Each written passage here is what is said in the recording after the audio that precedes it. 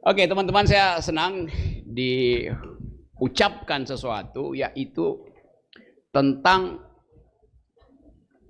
dasar-dasar awal untuk mengerti hukum negara dan demokrasi.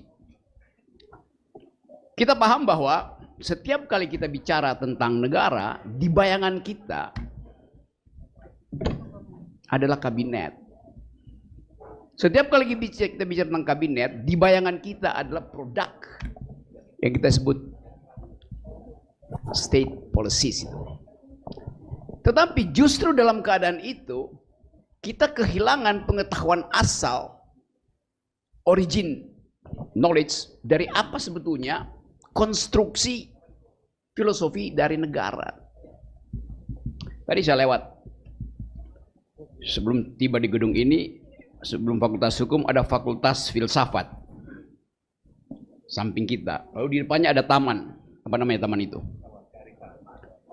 Taman Kearifan. Bahasa Inggrisnya apa?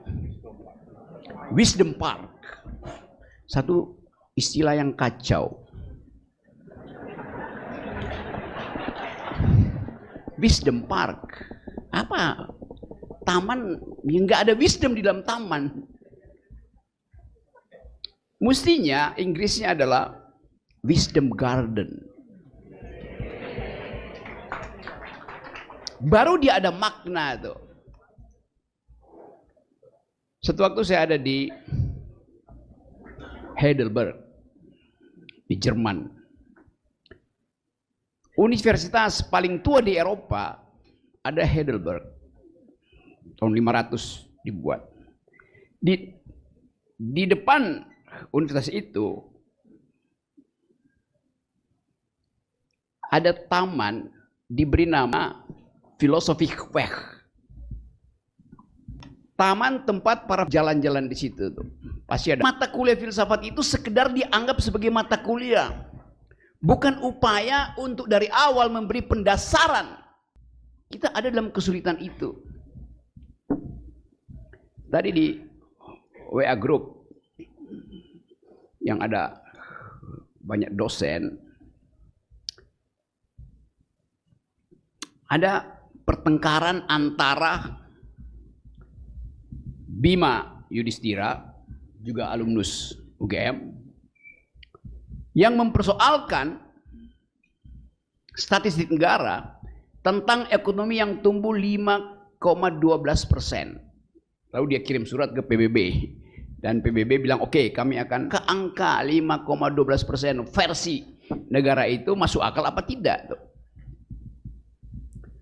Lalu ada yang bantah bahwa ya memang masuk akal, datanya ABCD itu. Seolah-olah mengatakan bahwa Bima itu salah di dalam metodologi. Yang benar adalah BPS.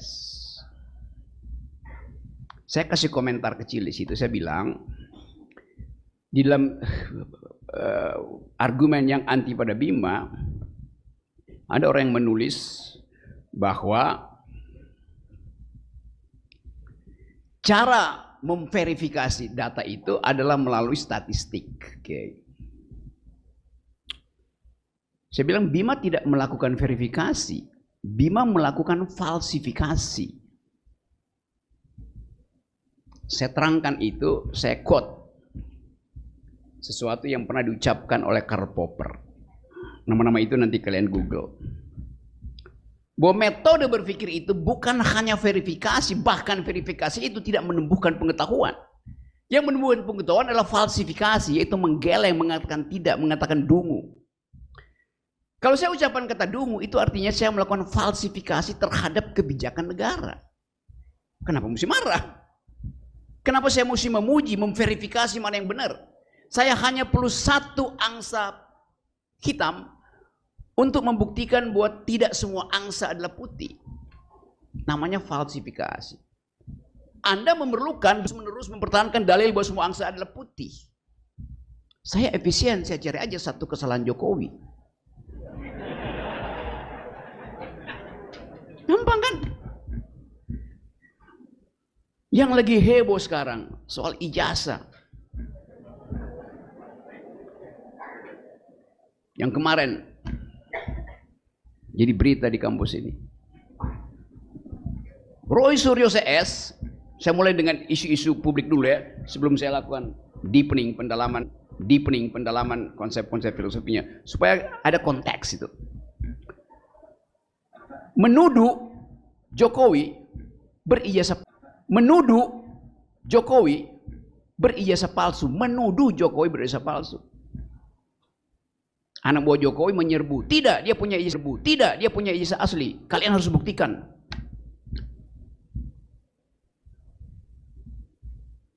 Kalau dia bilang Jokowi punya ijazah asli, yang harus membuktikan adalah Roy Suryo CS, lakukan pembuktian terbalik. Dia bilang tidak, artinya ijazah Jokowi adalah asli, maka yang mesti membuktikan adalah Termul.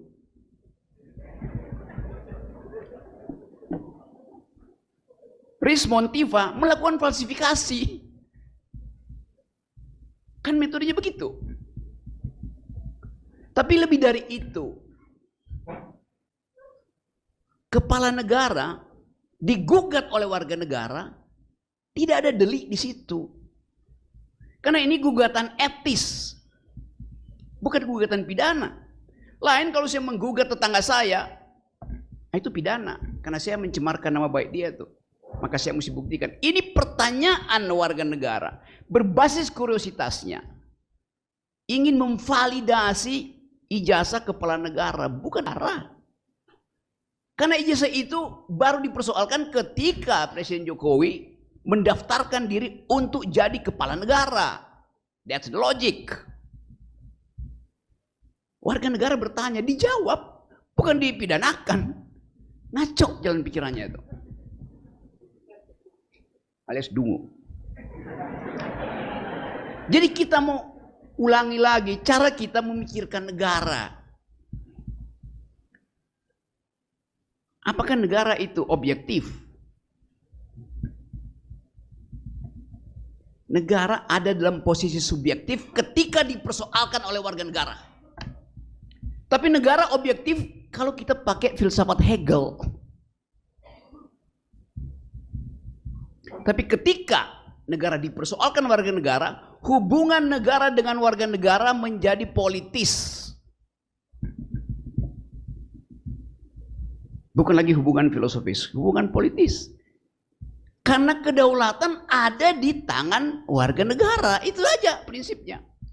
Karena saya berdaulat, saya bisa persoalkan apa aja tentang negara dan kepala negara. Tapi beliau adalah bapak negara. Didalilkan terus. Bapak itu saya tidak pilih. Kepala negara saya pilih. Anda tidak memilih bapakmu. Jadi metafor itu, perbandingan itu juga sifatnya patriarkis. Sifatnya feodalistis. Dia adalah bapak, maka jangan dipersoalkan. Saya tidak mempersoalkan bapak saya bikin kejahatan, bikin kebaikan, dia tetap bapak saya. Dan tidak saya pilih. Presiden kita pilih setiap 5 tahun. Itu bedanya. Jadi mempersonifikasi. Dengan akibat kebapakan itu menjadi absolut. Itu namanya bagian dari feodalisme yang mesti dikikis di kampus itu. Bapak profesor, bapak dekan, bapak rektor. Gak ada berlaku di forum akademis hierarki feodalis. Mimbar ini disebut mimbar akademis, artinya setiap insan akademis, setiap sivitas akademis yang punya dalil berhak memakai mimbar ini dan dijamin kebebasannya. Ini mimbar bukan milik rektor, profesor, enggak. Mimbar semua orang yang punya dalil.